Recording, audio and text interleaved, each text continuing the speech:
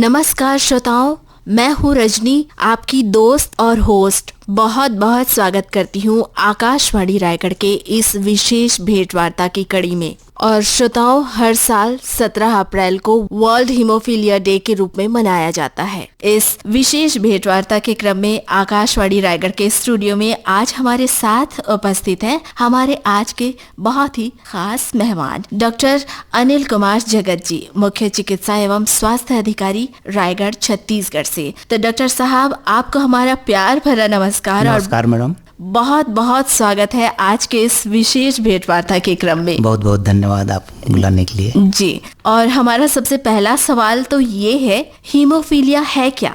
Haemophilia एक वंशानुगत रक्तस्राव का विकार है जिसमें रक्त के थक्के ठीक से बनते नहीं हैं जी। और जो किसी को यदि ब्लीडिंग होती है तो लगातार ब्लीडिंग होते ही रहती है और इस तरह से उसको आगे काफ़ी परेशानियों का सामना करना पड़ता है। और हीमोफीलिया क्या है, इसके बारे में आपने हमें जानकारी दी। इसके लक्षण कौन कौन से हैं या इनकी पहचान कैसे होती है? कैसे हम पहचान कर सकते हैं हीमोफीलिया है या नहीं है? इस बारे में हमें कुछ बताएं। जी, निश्चित तौर पे यदि शारीरिक तौर पे देखें तो शरीर पर कई बड़े बड़े चकत्ते या घाव बन जाते हैं और जो नीले रंग के या बैंगनी रंग के जो हमको दिखाई देंगे, जोड़ों में या शरीर के और दूसरे भाग में भी सूजन आ जाता है और जो अंदरूनी तौर पे रक्तस्राव होने की वजह से होता है और बिना किसी कारण के, बिना चोट लगे ही किसी को नाक से काफ़ी समय तक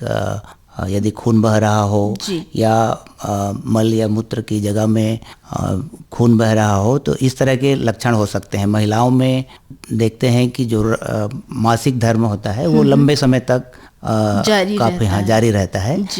तो इस तरह के लक्षण जो है हीमोफीलिया में होते हैं। जी, लक्षण के बारे में जो आपने बताया, तो ये लक्षण जो है पर्टिकुलर एक उम्र में दिखाई देता है या फिर ये बचपन से ही देखने को हमें मिलते हैं? जी, जैसा कि ये एक अनुवांशिक बीमारी है तो शुरू से ही रहता है। इसमें जो पुरुषों में इसका लक्षण ज़्यादा दिखाई देता है और जो कि महिलाएं अनुवांशिक होती हैं, वाहक होती हैं, तो उसके वजह से उसमें कम होती है, लेकिन महिलाओं में या बालिकाओं में भी लक्षण आ सकते हैं। जी, यानी उम्र की इसमें कोई सीमा नहीं है, ये शुरू से या जन्म से ही हमें देखने को मिल सकते हैं इसके लक्षण। बचपन से लेके बुढ़ापा तक कभी भी दिख सकते हैं। हीमोफीलिया से बचाव के उपाय क्या क्या हो सकते हैं? बचाव के तौर पर हम देखें कि जो साधारण जो व्यायाम करते हैं वो है, जैसे साइकिलिंग हो गया या पैदल चलना हो गया या तैराकी, इस तरह के करने से मांसपेशियों में ताकत आती है तो उससे राहत आता है। उसके अलावा करना चाहिए कि कहीं पे अपने घर में कहीं पे नुकीले चीज़ हैं वो उनसे अपन को बच कर रहना है। जैसे कुर्सी है, टेबल है या पलंग है, उसमें जो उसके कोण होते हैं, शरीर पर एक स्क्रैच भी नहीं आनी चाहिए। हाँ जी, तो स्क्रैच ऐसा कोई चीज़ जो स्क्रैच कर सकता हो या ब्लड निकाल देता हो, ऐसी चीज़ों से हमको बचना है। और जैसे चाकू का इस्तेमाल करना हो या कोई नुकीले चीज़ों का इस्तेमाल करना हो तो उस समय भी हमको बहुत सावधानी रखने की ज़रूरत है। और इसके साथ साथ में जिन व्यक्ति को हीमोफीलिया प्रभावित है तो उसको अपना आइडेंटिटी कार्ड जरूर रखना चाहिए और उसमें ब्लड ग्रुप पहले से उसमें दर्शाया होना चाहिए ताकि आकस्मिक कभी ज़रूरत पड़ जाए तो तुरंत उनको ब्लड चढ़ाया जा सके। तो इस तरह की सावधानी रखेंगे तो निश्चित तौर पे ब्लड रुकने के संबंधित जो बीमारी से संबंधित भी है और साथ में उसका इलाज से संबंधित आगे योजना बनाया जा सकता है। यानी ब्लड की अगर कमी होती है तो त्वरित रूप से ब्लड दिया जा सकता है या निदान किया जा सकता है अगर ब्लड की कमी होती है। जी मैम। जी, क्या कोई सरकारी सहायता भी उपलब्ध हो सकती है हीमोफीलिया पेशेंट को? जी, सरकार जो है इस संबंध में अस्पतालों में दवाओं का उन्होंने व्यवस्था किया हुआ है।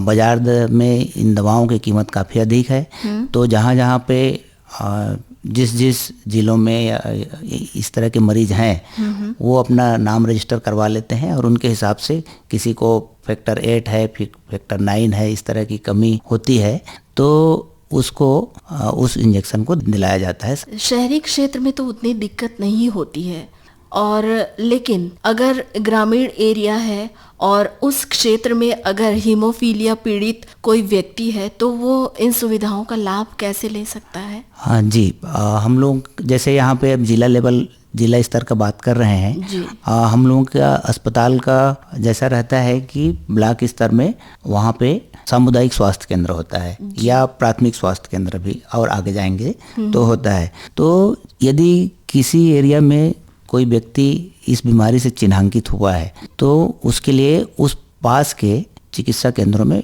सुविधा उपलब्ध कराया जा सकता है, यदि रजिस्ट्रेशन यदि हुआ हो ऐसी कंडीशन में। जी, और जैसा कि आपने बताया कि माता हीमोफीलिया की वाहक होती है, तो जैसे पता चलता है कि फर्स्ट बेबी में ये लक्षण है, ये डिसऑर्डर सामने आ रहा है, तो जो सेकंड बेबी का प्लान करते हैं तो ये कहाँ तक सही होता है? क्या क्या उपाय करने की ज़रूरत है? क्या सेकंड बेबी वो प्लान कर रहे हैं तो उनमें भी वो संभावनाएं होती है, क्योंकि ये एक जेनेटिक डिसऑर्डर है? जी, ये तो अनुवांशिक बीमारी है, तो सेकंड बेबी में ही भी होने के चांस रहेंगे ही जी।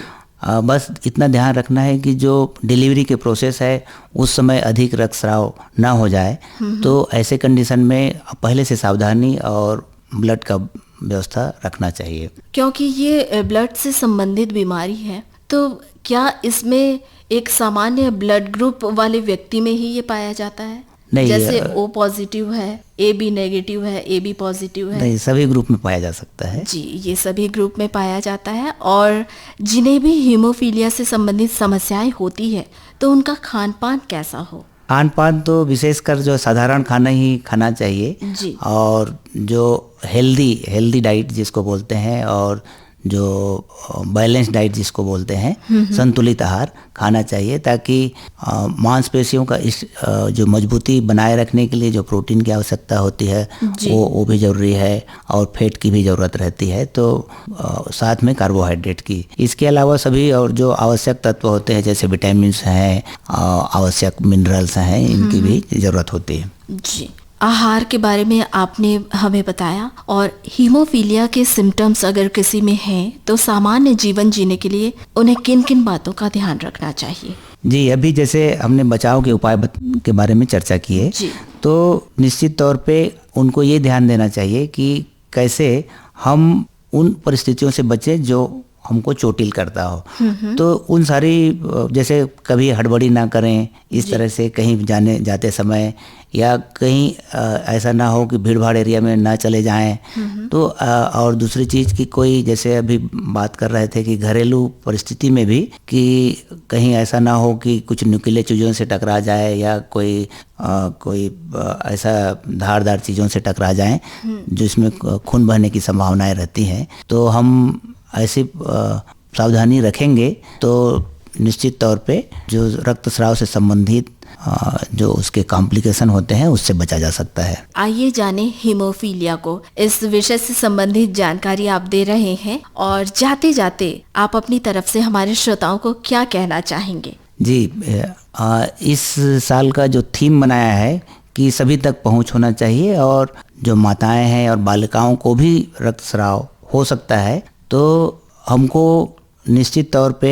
हीमोफीलिया जो लगभग अभी जो एस्टिमेट किया गया है लगभग 11 लाख लोगों को है जो हर 10,000 लाइव बर्थ में एक जने को होने की जिसमें संभावनाएं रहती हैं। तो एक हमारे समाज के लिए एक बहुत लोगों को प्रभावित कर रहा है। तो हम इस तरह से 17 अप्रैल को एक दिवस मनाकर, हीमोफीलिया दिवस मना करके लोगों को जागरूक करें और लोगों को समझा पाएँ कि किस तरह से सावधानी रखने से हम हीमोफीलिया और उससे जो रक्तस्राव होता है उससे बच सकें, और जन जागरूकता ही इसमें बहुत ही कारगर चीज साबित हो सकती है। जी, डॉक्टर अनिल कुमार जगत जी, आपको हम तहे दिल से धन्यवाद करते हैं। आपने अपना कीमती समय दिया और वर्ल्ड हीमोफीलिया डे के इस खास मौके पर इस विषय से जुड़ी महत्वपूर्ण जानकारी हमारे सुनने वालों तक पहुंचाई। इसके लिए भी हम आपका शुक्रिया अदा करना चाहेंगे। बहुत धन्यवाद मैडम।